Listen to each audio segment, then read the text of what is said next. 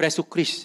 ព្រះអង្គក៏ប្រហាតីឲ្យមនុស្សដែលព្រះអង្គបានសង្គ្រោះមានភាពរឹងមាំឲ្យយើងរស់នៅបង្ហាញជាបន្ទាល់របស់ព្រះអង្គភាពជាបន្ទាល់របស់ព្រះអង្គទៅកាន់មនុស្សជាសាធារណៈទៅកាន់សាច់ញាតិជាសាធារណៈទៅកាន់មិត្តភ័ក្តិទាំងអស់ជាសាធារណៈមានដួងចិត្តមួយក្លាហាននៅក្នុងការទទួលស្គាល់ថាព្រះអង្គគឺជាព្រះជាម្ចាស់នៅក្នុងជីវិតរបស់យើងនៅចំពោះមុខអ្នកដទៃផងដែរនៅក្នុងកាន់ព្រះគម្ពីរ1ពងសាវតារក្សត្រចំពុកទី18ខទី21លោកអេលីយ៉ាចូលទៅចិត្តប្រជាជនទាំងមូលរួចមានប្រសាសន៍ថាតើអ្នករាល់គ្នានៅស្ទាក់ស្ទើរដល់កាលណាទៀតប្រសិនបើព្រះ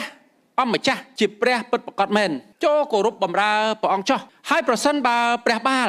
ជាព្រះវិញចូលគោរពព្រះបាលទៅពេលនោះប្រជាជនពុំបានឆ្លើយតប